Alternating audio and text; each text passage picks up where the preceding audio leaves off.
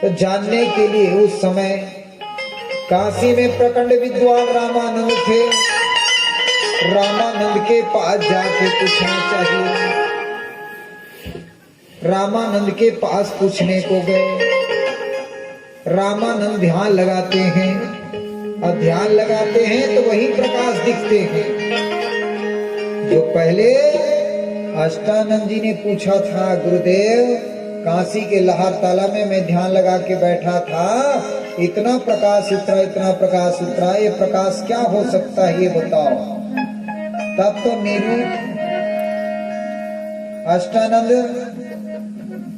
को रामानंद ने बताया था ये प्रकाश परमात्मा है, ईश्वर है। अब फिर नीरू नीमा पूछ रहे हैं कि हम काशी के लहर ताला से बालक लाए, वो खाते पीते नहीं महाराज, क्या बात है बताओ। तो रामानंद फिर ध्यान लगाते हैं तो वही प्रकाश दिखाई देते हैं जो अष्टानंद जी ने पूछा था। तब तो नीरू नीमा को ये कहा, ऐ नीरू नीमा, जो आपने बालक लाया है ना वो परमात्मा ईश्वर है। अब आपको विश्वास नहीं है तो मैं इनके परीक्षा के लिए एक उपाय बता रहा हूं, मेरा विचार बता रहा है क्या करना। 7 दिन के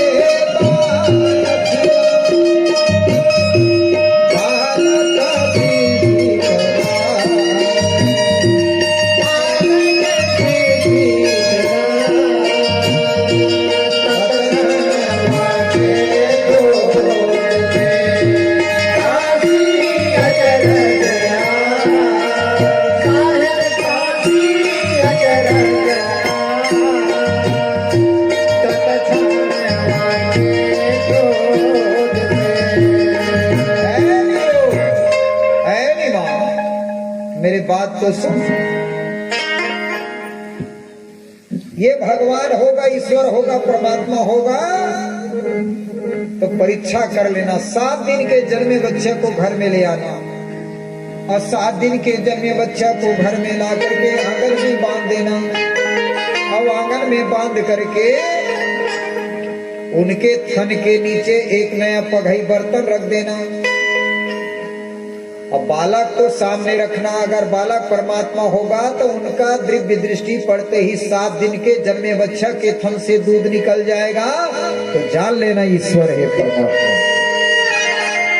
यही काम किया। 7 दिन के जन्मे बच्चा को घर में ला करके आंगन में बांध दिया। बाल स्वरूप सदगुरु को सामने रखा, उनका दिव्य दृष्टि बाछी में पड़ा। 7 दिन के जन्मे बच्चा के थन से दूध निकलना चालू हो गया। अब बर्तन लबालब भर गया।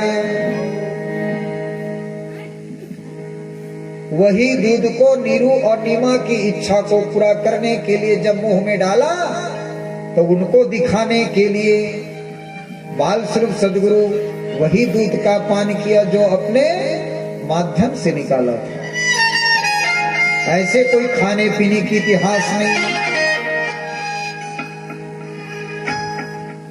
नीरू नीमा को पक्का विश्वास हो गया कि ये साक्षात खुदा है, परमात्मा है, अल्लाह है। काशी में चर्चा फैल गए, देखो नीरू के घर में बालक लाए हैं, वो खाते पीते नहीं और बहुत चमत्कारी बालक है। 7 दिन के जन्मे बच्चा के थन से दूध निकाल दिए। काशी के लोग उमड़ पड़े हैं और पूछने लगे, ए नीरू, ये बालक तो बहुत सुंदर बालक है लेकिन खाते पीते कुछ नहीं, लेकिन इसका शरीर चमक रहा है, इसका नाम क्या है ये बताओ। नीरू नीमा कहे इस बालक का नामकरण नहीं हुआ है तो नाम तो करिए, तब तो हम लोग बताएंगे। तो उस समय केवल 2 संप्रदाय था, तो 360 संप्रदाय चल रहा था, है? उस जमाने में 2 संप्रदाय था, हिंदू और मुसलमान।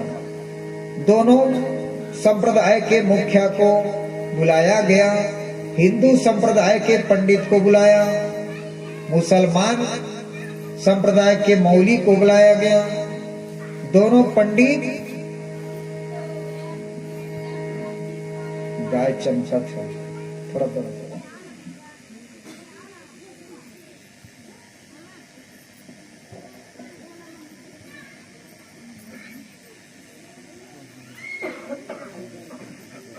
पंडित मौली अपने अपने पोथी पुराण को खोले और खोल के देखें तो क अक्षर निकाला।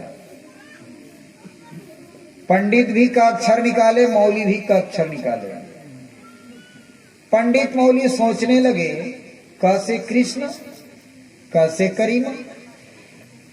मुसलमान सोचे क से करीमा का नाम आ रहा है, पंडित सोचे क से कृष्ण का नाम आ रहा है, कैसे नाम धारण किया जाए। ऐसा सोच में पड़े हैं। उसी समय बाल स्वरूप सदगुरु मुंह से बोल दिया, ऐ पंडित, ऐ मौली, मेरे नामकरण के लिए तू बैठे हो? अरे कैसे कलयुग, और कलयुग में मैं कल्याण करने के लिए आया हूं, उद्धार के लिए आया हूं। तो कलयुग में मेरा नाम कैसे? का केवल नाम है, और बब्बा बीज शरीर और रर्रा सब में तब रहा, काका नाम कबीर नाम से घोषित हो गया। कबीर साहब अपना नाम घोषित कर दिया। कबीर के नाम से काशी में चर्चा फैल गई। देखो, एक तो 7 दिन के जन्मे बच्चा के थन से दूध निकाल दिए और अपना नाम स्वयं घोषित किया। कबीर के नाम से पूरा उमर पड़े। आते थे लोग, देखते थे, सब मोहित हो गए। ऐसे करते करते कुछ दिन बीता। सदगुरु जो हैं, कहीं मौली की सभा होते थे वहां जाते थे, कहीं पंडितों के सभा होते थे वहां जाते थे और चुपचाप सुनते थे।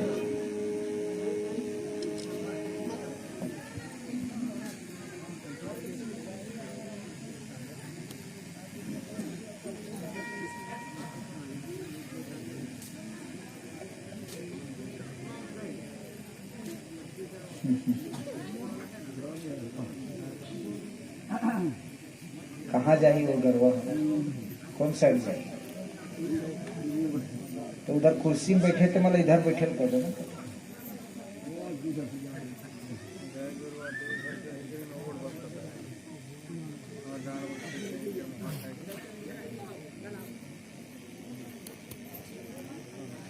बाल स्वरूप सदगुरु कबीर साहेब एक दिन पंडितों के सभा में बैठे।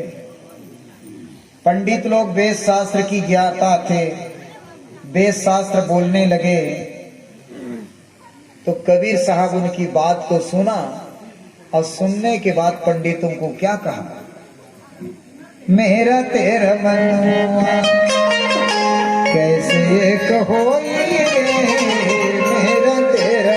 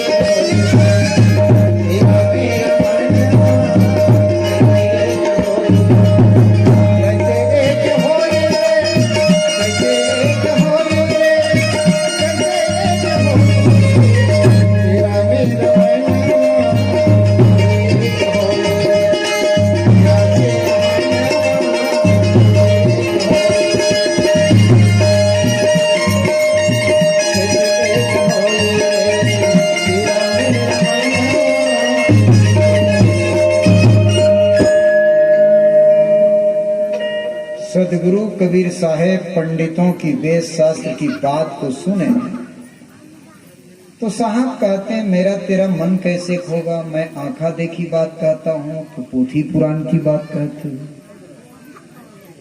मैं सुलझाने की बात कहता हूँ तू उलझाने की बात कहते हो। मैं जागने के लिए कहता हूँ तू सोने के लिए कहते हो। तो मेरा तेरा मन कैसे होगा। पंडित लोग चिढ़ गए कबीर साहब से। पंडित लोग चिढ़ गए और कहते हैं ये कबीर आप छोटे से बालक हो और हम लोगों को कहते हो मैं आंखा देखी बात कहता हूँ तू पोथी पुराण की बात कहते हो। तू क्या आंखा देखी बात कहते तू ही बता। तू ही बता। हम लोग तो वेद शास्त्र की बात बोलते हैं। तू ही बता क्या आंखा देखी बात कहते हैं।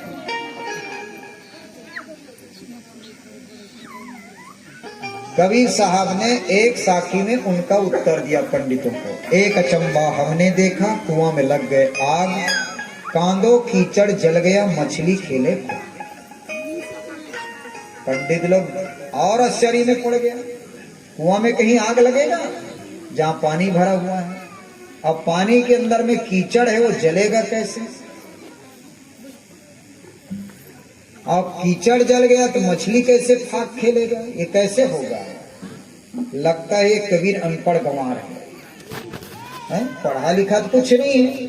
हम लोग तो पढ़े लिखे हैं ये अनपढ़ है। इसको कोई ज्ञान नहीं है। तो जोर से ललकार के कहा है कबीर ये बता कुआं में कैसे आग लगेगा जहां पानी भरा हुआ है। और पानी के अंदर में कीचड़ है वो कैसे जलेगा। अब कीचड़ जल गया तो मछली कैसे फाक खेलेगा। ये हो ही नहीं सकता। बताओ क्या आंखा देखी बात करते हो। जोरों के साथ कहा। कबीर साहब कहते हैं है पंडितों सुनो मेरा ज्ञान अध्यात्म ज्ञान है। कोई पोथी पुराण का लिखा हुआ ज्ञान नहीं है। मसी कागज छुआओ नहीं कलम गहो न हाथ, चार युग की महत्तम मुखी ही जनाई बात। मेरे को अनपढ़ गंवार कहते हो। अनपढ़ गंवार तो आप लोग हो, उल्टा सीधा बोलते हो।